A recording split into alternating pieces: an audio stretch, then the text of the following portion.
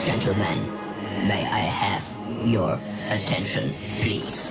The show starts in 10, 9, 8, 7, 6, 5, 4, 3, 2, 1, go. Hello दोस्तों, मेरे YouTube channel the concept 10th classes में आप लोगों का स्वागत है।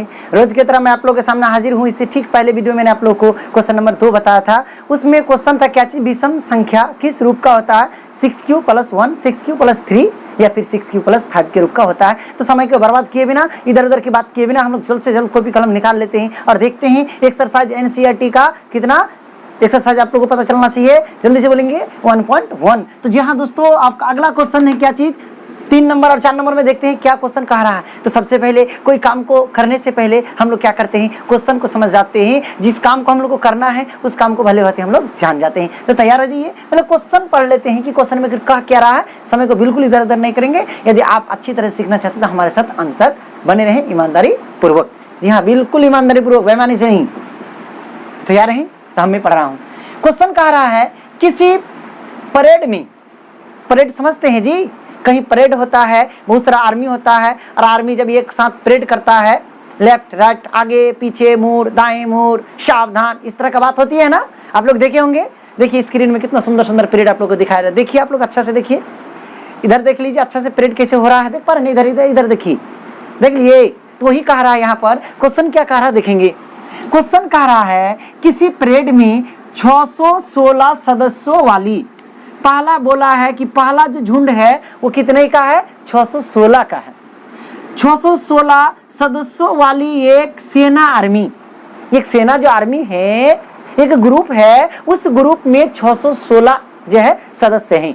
उसके बाद फिर क्या कह रहा है, आर्मी की टुकड़ी को, एक आर्मी का टुकड़ी, एक झुंड है, एक ग्रुप है, 616 है, उस टुकड़ी को 32 सदस्य वाली, दूसरा सदस्य कितना है, दूसरा ग्रुप का कितना है, 32 सदस्य वाले एक आर्मी बैंड के पीछे मार्च करना है, मतलब खड़ा करना है या फिर आगे पीछे करना है। तो दो ग्रुप का है, जिसमें से पहला ग्रुप में है 616 और दूसरा ग्रुप में आप देख रहे हैं कितना है, जल्दी से बोलेंगे 32 गो सदस्य है। और दोनों को क्या करना है, ये क्रमबद्ध तरीके से खड़े करना है। उसके बाद क्या कर रहा है, लेकिन ठीक इसके पीछे इतना को इतना के पीछे 32 सदस्यों वाले एक आर्मी के बैंड के पीछे मार्च करना है। दोनों समूह को समान संख्या वाले स्तंभों में मार्च करना है। अब कह रहा कि प्रत्येक, दोनों समूह जो है 616 वाला है और कितना वाला है, जल्दी से बोलेंगे 32 वाला है। तो कह रहा कि प्रत्येक समूह में, प्रत्येक पंक्ति में समान समान, यानी 5 5, 10 10, 20 20, इस तरह से जितना आप खड़ा कर सकते हैं, प्रत्येक पंक्ति में समान होना चाहिए सदस्य किसकी, आर्मियों की संख्या। तब कह रहा क्या चीज मार्च करना है। तो स्तंभों की अधिकतम संख्या क्या होगा, यहाँ अधिकतम एक वर्ड दिया गया है, जरा से देखेंगे स्तंभों की अधिकतम संख्या। और आप जानते हैं कि वह बड़ी से बड़ी संख्या जो दी गई दोनों संख्या को या तीनों संख्या को पूरा पूरा विभाजित कर दे, उसे कहते हैं हाईएस्ट कॉमन फैक्टर। तो वो स्तंभों की अधिकतम संख्या ज्ञात करे, मतलब कैगो पंक्ति बनाया जाए कि प्रत्येक पंक्ति में बराबर बराबर करके खड़ा किया जा सके, 616 वाले को भी और 32 वाले को भी। तो वह बड़ी से बड़ी संख्या जो दी गई संख्या को पूरा पूरा विभाजित करते बंधु, उसको क्या कहते हैं, HCF कहते हैं। तो चलते हैं देखते हैं, पहला हम किसको ये मानेंगे, 616 को, और बी किसको मानेंगे, 32 को। क्यों? क्योंकि आप जानते हैं, क्या जानते हैं, जल्दी से कह दीजिए कि जो कोई भी दो धनात्मक पूर्णांक है और आप लोग जानते हैं क्या चीज, भाग विधि से हाईएस्ट कॉमन फैक्टर निकालने का, जिसको हम लोग शॉर्ट में कहते हैं क्या चीज, यूक्लिड डिवीजन लेमा, बोले तो EDL। तो EDL के तहत इसको हम सॉल्यूशन करने जा रहे हैं। एकदम इत्मीनान से देखेंगे, आराम से इसको देखने का प्रयास करेंगे। सवाल नंबर 3, सवाल नंबर लिख लिए चौथाई छोड़ करके, उसके बाद हम खतरा करके लिखेंगे सॉल्यूशन। तब क्या कर रहे हैं, मान रहे हैं, बोला कि ये और भी दिया हुआ है, ये और भी तो नहीं दिया, मानते हैं कि जो बड़ा है वो A है और छोटा वाला क्या है, B है, क्योंकि EDL से ये भी होना जरूरी है। तो लेट मानते हैं क्या चीज, A इज इक्वल टू कितना, जल्दी से कहेंगे 616 and B is equal to 32, B बराबर कितना, 32। तो नाउ अब फ्रॉम EDL, अब EDL से आप फॉर्मूला जानते हो, A बराबर बी क्यू प्लस आर, जहां क्यू बराबर नहीं हो जीरो, जीरो या जीरो से बड़ा होगा शेषफल और शेषफल से बड़ा होगा बी, जिससे हम लोग भाग देंगे। यही जानते हैं ना। उसको तो पहला स्टेप, और मैंने स्टेप आप लोग को डायरेक्ट दिक्कत हो रहा है तो मैंने आपको क्या कहा था, रफ यूज कर लीजिए। थोड़ा सा आप लोग रफ यूज कर लेंगे तो देखिए जरा सा क्या है, 32 भागा कितना है, जल्दी से बोलेंगे 16, 616।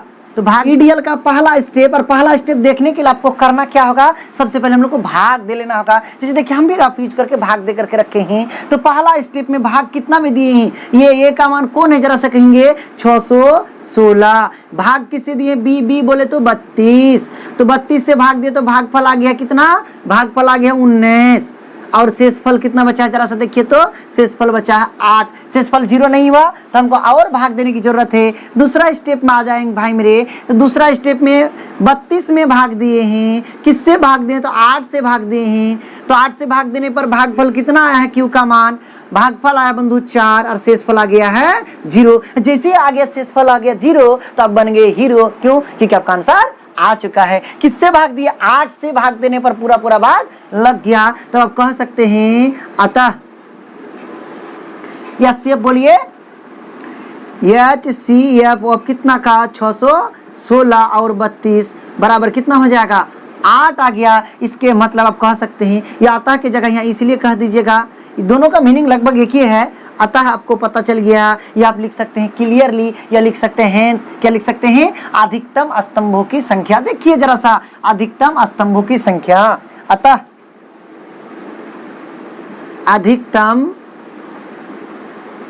स्तंभों की संख्या बराबर 8, तब खतरा बराबर FI करके लिख देंगे क्या चीज, आंसर। बहुत आसान है ना, बहुत ही आसान है। आपको कहीं किसी प्रकार का दिक्कत नहीं होना चाहिए। यदि आपको अच्छा लग रहा है तो मुस्कुरा करके लाइक कर दे, और हमारे चैनल को सब्सक्राइब नहीं किए तो जरूर से जरूर कर दे भाई मेरे, और ज्यादा से ज्यादा शेयर करें ताकि मैं आपके माध्यम से अधिक लोगों तक जुड़ सकूं और हम जो है उनको कुछ सिखा सकूं। यदि इस आपके माध्यम से मैं जुड़ करके उसको कुछ सिखा दूंगा तो वो जो दुआएं देंगी तो दुआ आपको भी कुछ ना कुछ जो है पुण्य जरूर मिलेगा। तो चलते हैं, समय को बर्बाद किए बिना अब 2 नंबर सवाल पर चलते हैं। और कितना, 3 नंबर आप लोग आराम से समझ गए हैं। अब उसका देख लीजिए एक बार, समूह देख लेंगे एकदम किस तरह से आर्मी सब किस तरह से सजा हुआ है। इस तरह का फोटो में आप लोग देख रहे हैं, हम भी एक बार आप लोग के साथ साथ देख लेते हैं कितना सुंदर करके सजा हुआ है, कितना पंक्ति कितना सीधा सीधा है। आप लोग देख लिए ना। अब चलते हैं सवाल नंबर कितना पर चलते हैं बंधु, सवाल नंबर ये तो हो गया है, सवाल नंबर 3 हो चुका है, और सवाल नंबर 4 पर देखते हैं। सबसे पहला वही कहानी वही बात, बार बार नहीं, कौन सी बात, जल्दी से बोलिए कि क्वेश्चन पहले समझते हैं। क्वेश्चन क्या कहा तो उसको सबसे पहले तो इत्मीनान से समझते हैं। क्वेश्चन कह रहा है यूक्लिड विभाजन प्रमेय का ईडीएल का प्रयोग करना है, मतलब ए बराबर BQ प्लस आर। तो ए बराबर BQ प्लस आर बोले तो भाज्य बराबर भाजक गुना भागफल जोड़ शेष, खतरा करके याद करना है बच्चा बने। तो जल्दी से कहेंगे यूक्लिड विभाजन प्रमेय का प्रयोग करके दर्शाना है, दिखाना है। क्या दिखाना है, दर्शाइए कि किसी धनात्मक पूर्णांक बराबर गिनती की संख्या 1 2 3 4 5 6 7 8 9 10 11 12 13 14 15 16 17 18 19 20 21 जितना गिनते चले कोई दिक्कत नहीं होना चाहिए। तो ये कह रहा है धनात्मक पूर्णांक मतलब पूरा पूर्णांक, धनात्मक तो प्लस वाला, गिनती की संख्या natural number is equal to positive integers. तो धनात्मक पूर्णांक का वर्ग बोले तो पावर 2 किसी पूर्णांक m के लिए, फिर m भी एक पूर्णांक है। अब कौन सा पूर्णांक है तो कहा नहीं गया है, प्लस पूर्णांक की माइनस पूर्णांक, वो नहीं कहा गया है कि m भी एक पूर्णांक है। इस चीज को समझिए, इस चीज पर बहुत ज्यादा जो है हम लोग कंसेप्ट यहाँ क्लियर करने वाले हैं। धनात्मक पूर्णांक या कौन सा धनात्मक पूर्णांक का वर्ग किसी पूर्णांक m के लिए 3m या 3m प्लस 1 के रूप का होता है। धनात्मक पूर्णांक का वर्ग 3m या 3m प्लस 1 के 3m या 3m प्लस 1 के रूप का होता है। तो m जहां पूर्णांक है, कोई भी पूर्णांक हो सकता है, यह क्लियर नहीं किया गया क्वेश्चन में कि प्लस पूर्णांक होगा कि माइनस पूर्णांक होगा, लेकिन पूर्णांक है, पूरा अंक है। तो चलते हैं, इस तरह का क्वेश्चन जब सॉल्व करेंगे तो मान लेते जब तक आपके पास 2 संख्या नहीं आएगा a और b, क्योंकि ईडीएल का स्टेटमेंट क्या है, किसी धनात्मक पूर्णांक a में दूसरे धनात्मक पूर्णांक b से यदि भाग दिया जाए, और इस प्रकार से भाग दिया जाए कि भागफल q तथा शेषफल r आए, तो वैसी स्थिति में चारों कोखना के बीच जो संबंध आता है भाई मेरे, वो क्या आता है बच्चा, भाज्य बराबर भाजक गुना भागफल जोड़ शेष। बोले तो a बराबर BQ प्लस आर, तो वही फार्मूला। तो सबसे पहले ए और बी होना चाहिए, तो ए और बी किसको देख के मानेंगे, इससे ठीक पहले क्वेश्चन में मैंने आपको बताया, यहाँ देख के बी इस बार इसमें 6 मानना है, सॉरी 6 बोल रही पहले क्वेश्चन। इससे पहले जब क्वेश्चन नंबर कितना 2 सॉल्व किए थे तो वहाँ क्या था, 6q + 1 6q + 3 6q + कितना था 5 के रूप का था। तो यही बोले q के आगे जो रहता है उसी को हम लोग b मानेंगे। तो यहाँ q ना देके पूर्णांक m दिया है तो इसको हम लोग क्या मानेंगे, बोलिए जल्दी से देखें, b मानेंगे। तो इस क्वेश्चन में आपको b 3 मानना होगा। तो मैंने आपको पहले ही कहा था कि क्वेश्चन डिसाइड करेगा कि b कितना को मानिएगा। तो यहाँ क्वेश्चन डिसाइड कर रहा है कि b 6 नहीं, इससे जो पहले जो कंसेप्ट था, इससे ठीक पहले वीडियो में जब 2 नंबर बताया था तो 6q था तो 6 को b माने थे। एकदम क्लियर करते चलिए, घबराइए नहीं, काट काट के मत देखिए, एक तरफ से देखिए तब समझ में आएगा। यहाँ 3 है तो 3 को भी मानेंगे ना, यहाँ 75 रहते तो 75 को नहीं मानते। तो सारा चीज क्लियर करते हुए हम लोग को आगे बढ़ना होगा। तो सॉल्यूशन कितना नंबर जल्दी से बोलेंगे, 4 नंबर का सॉल्यूशन में आ जाएंगे आप लोग। तो लेट हम लोग मानते हैं, क्या कर रहे हैं, क्या मान रहे हैं, मान रहे हैं कि ये कोई धनात्मक पूर्णांक है। लेट माना कि ये कोई धनात्मक पूर्णांक है और b बराबर कितना जल्दी से बोलेंगे 3। काहे माने, क्योंकि आपको मैंने कहा था कि हमें धनात्मक पूर्णांक और लिख देते हैं, चलिए लिख देते हैं, क्योंकि हमें धनात्मक पूर्णांक का वर्ग 3m या 3m + 1 के रूप में दिखाना है।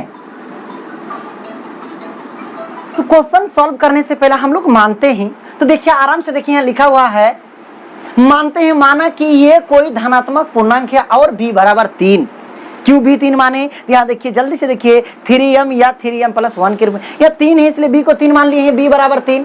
क्यों, तो कारण भी लिख दिए हैं, क्योंकि हमें धनात्मक पूर्णांक का वर्ग 3m या 3m + 1 के रूप में दिखाना है। इतना हम लोग समझ गए। अब आते हैं कहां से, वही ईडीएल की क्वेश्चन बोला है, यूक्लिड विभाजन प्रमेय का, यूक्लिड डिवीजन लेमा का प्रयोग करके हम लोग को दिखाना है। तो जल्दी से बोलेंगे, जल्दी से देख करके बोलेंगे, फ्रॉम ईडीएल। ईडीएल का कंसेप्ट क्या है, ए बराबर BQ + R, जहां कंडीशन नहीं भूलेंगे, Q बराबर 0 नहीं होगा, 0 या 0 से बड़ा होगा R से बड़ा होगा B। तो चलते हैं देखते हैं, ये कोई धनात्मक पूर्णांक है लेकिन B हमको पता चल गया कितना, क्वेश्चन के अनुसार 3 पता चल गया है, Q अपने जगह पर प्लस R भी अपने जगह पर, Q नॉट इक्वल टू 0, 0 या 0 से बड़ा होगा R और R से बड़ा होगा B। B बोले तो कितना 3। इसको इक्वेशन फर्स्ट मान लेते हैं। मानने के बाद जरा देखिए, यहां से R निकल गया, आपका R क्या निकल गया, तो थोड़ा सा बुद्धि और अपना विवेक का परिचय दें। देखेंगे R क्या कह रहा है, हम 0 से शुरू होंगे क्योंकि नीचे बराबर का चिन्ह भी दिया हुआ है, इसको बराबर पढ़ेंगे। R जिसके तरफ मुंह घुमा रहे तो वो बड़ा, तो R बड़ा, R की तरफ मुंह घुमा किससे, 0 से, फिर नीचे वाला लकीर कहता बराबर। तो R का मान 0 या 0 से बड़ा है लेकिन 3 से छोटा है, मतलब R का संभावित मान क्या, 0, 1 और 2। तो यहां से आपको पता चल गया, इस यहां पर इसलिए लिख देंगे, इसलिए R का संभावित मान, R का संभावित मान बराबर क्या हो जाएगा, 0, 1, 2, 3 तो होगा नहीं क्योंकि R 3 से छोटा है, तो उससे छोटा तो लेंगे नहीं। हमेशा क्या करना, जो कहेगा उसके अनुसार न लेना होगा, हम अपने मन से कुछ कर ही नहीं सकते हैं, सारा चीज क्वेश्चन के अनुसार चल रही है। क्वेश्चन को अच्छा से जहन में बैठा लीजिए, उसके तो फार्मूला आपके कंसेप्ट क्लियर हो जाना चाहिए, क्योंकि सारा कंसेप्ट में इससे ठीक पहले वीडियो में मैंने आप लोग को लेक्चर नंबर कितना में जल्दी से कहेंगे, लेक्चर नंबर 11 में मैंने ईडीएल को मैंने समझाया। तो देखते हैं, अब क्वेश्चन देखते हैं, इत्मीनान से देखते हैं, आराम से देखते हैं। लेक्चर एक तरफ से चल रहा है, नंबर सिस्टम ही चल रहा है। यदि आप पहली बार हमसे जुड़े हैं तो सारे नंबर लेक्चर नंबर 1 से स्टार्ट कीजिए ताकि आपको कहीं भी कोई दिक्कत नहीं होगा। तो देखते हैं, R का मान तो हम लोग को अब एक तरफ से रखेंगे, पहला स्टेप में जल्दी से कहेंगे कि जब R बराबर हो जाए 0, इसीलिए आप लोग कहेंगे A बराबर कितना हो, जल्दी से कहिए, A बराबर 3Q + 0। तो लिख के फायदा नहीं। यहाँ जरा सा क्वेश्चन, ये कोई धनात्मक पूर्णांक है, देख लिया ना, और हमको दिखाना क्या है, धनात्मक पूर्णांक का वर्ग दिखाना। वर्ग बोले तो पावर 2 दिखाना है। कितना दिखाना? पावर 2। तो हमको धनात्मक पूर्ण ये नहीं दिखाना बल्कि ये स्क्वायर दिखाना होगा। और नियम क्या है?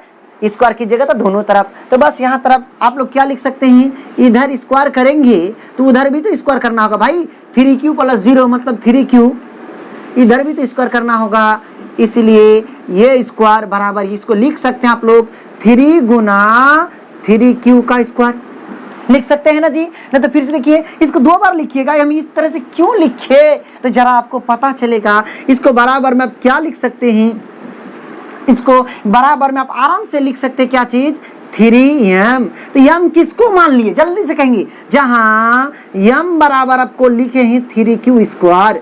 क्यों? क्योंकि q कोई पूर्णांक है। q क्या है? q कोई पूर्णांक है, भागफल है। तो भाई मेरे q का मान कुछ भी रखिए, तो q का मान तो 1 ही रख देते हैं। तो 1 का स्क्वायर 1, 3 एक कम 3 एक पूर्णांक है ना जी। यानी यहाँ पर कोई भी m क्या है, इसको जब हम m माने, यहाँ देखेंगे 3q² एक पूर्णांक है। यदि ये पूर्णांक है 3q² तो m क्या है, देखिए किसी पूर्णांक m के लिए, m तो पूर्णांक है, तो 3q² यदि एक पूर्णांक है, पूरा पूरा अंक है, नहीं तो q का कोई भी मान रख के चेक कर लीजिए। यदि ये पूर्णांक है तो इसको m आप मान सकते हो, कहीं किसी प्रकार का दिक्कत नहीं होना चाहिए। उसका 3m के रूप का तो आ गया है। अब आपको दिखाना 3m + 1 के रूप का। तो दूसरा कंडीशन में आप ले लीजिए क्या चीज, जब क्या हो जाए, आप इस तरह से लकीर से खींच के नहीं बनाएंगे, आप नीचे बनाएंगे, नहीं तो फिर दिक्कत हो जाएगा। इस तरह से उसकी खूबसूरती घट जाएगी। इसलिए क्या करेंगे, अब इसके नीचे बनाएंगे कि जब r बराबर कितना हो जाए, जब r बराबर हो जाए भाई मेरे, जब r बराबर आप ले लेंगे, 0 तो लिखिए लिए, अब r बराबर कितना लेंगे, 1। इसीलिए आपका ये जब समीकरण 1 में ये का मान क्या हो जाएगा, ये बराबर हो जाएगा भाई 3q + 1 का होल स्क्वायर। फिर से हमको वर्ग दिखाना है, मतलब इसका पावर 2 चढ़ा देंगे। तो इसका पावर 2 चढ़ा दिए तो आ गया 3q + 1 का स्क्वायर। अब यहाँ आराम से लगा लेंगे, इसलिए ये स्क्वायर बराबर, ये स्क्वायर मतलब धनात्मक पूर्णांक का वर्ग, ये धनात्मक पूर्णांक है। तो जल्दी से a + b का होल स्क्वायर का फॉर्मूला, ये स्क्वायर प्लस 2ab, 2 × a का मान 3q × bb का मान 1 प्लस b² बोले तो 1 का स्क्वायर, ये square plus 2ab plus b²। अब जल्दी से कहेंगे, इसको क्या लिखेंगे, 3, जल्दी से बोलेंगे 3 × 3q² प्लस, इसको रखिए, इसको 3 × 2 3 को अलग कर लिए कि 3 हमको कॉमन उठाना है, 2 1 कम 2q + 1 का स्क्वायर 1। फिर यहाँ से यहाँ तक में आप यदि 2 कॉमन लीजिए, 3 कॉमन लीजिएगा तो क्या आ जाएगा, 3q² + 2q। अब +1 पहले से है, इतना एक पूर्णांक है, q का मान कुछ भी रखिए तो ये पूरा पूरा पूर्णांक आ जाएगा। यदि ये पूरा पूर्णांक है तो उसको तो हम मान सकते हैं, कहीं कोई प्रकार का दिक्कत नहीं होना चाहिए। तो बराबर आपका आगे क्या चीज, 3m + 1। फिर m किसको माने, जहां m बराबर, आप कह सकते हैं भाई मेरे कि m बराबर 3q² + 2q। तो आपका 3m + 1 में भी आ गया और 3m के रूप का भी हो गया। अब 2 भी रख करके चेक कर लीजिए तो वो ही आएगा। आप डायरेक्ट 2 रख कर किसी तरह से होल स्क्वायर करके देख लीजिएगा। आप डायरेक्ट क्या लिख दीजिएगा, डायरेक्ट आप इतना सा लिख देंगे भाई मेरे, या हम और एक बार आपको निकल के दिखाई देते, आप लोग इतना तो कर लीजिएगा। नहीं हो तो कमेंट में लिखेंगे, मैं कर दूंगा। फिर से यहाँ जब 2 रखिएगा तो ये + b का होल स्क्वायर फॉर्मूला लगेगा, a² + 2ab + b²। तो यहाँ b² जो करेंगे तो 2 का स्क्वायर कितना हो जाएगा, 2 का स्क्वायर 4, और 4 को लिख लेंगे 3 + 1, फिर 3 कॉमन ले लेंगे और ये उधर रह जाएगा। आराम आराम से आप लोग करके देख सकते हैं। अतः आप कह सकते हैं इतना आने के बाद, अतः किसी धनात्मक पूर्णांक का वर्ग 3m या 3m + 1 के रूप का होता है, जहां लिख देंगे m बराबर पूर्णांक, एकदम आप आराम से लिख देंगे। इसी तरह का वीडियो आप हमसे यदि देखना चाहते हैं तो आप हमारे वीडियो को ज़्यादा से ज़्यादा शेयर करें। बस आज इतना तक ही। आप लोग मुस्कुराते रहें और अपने कर्तव्य का बाखूबी पालन करें। धन्यवाद।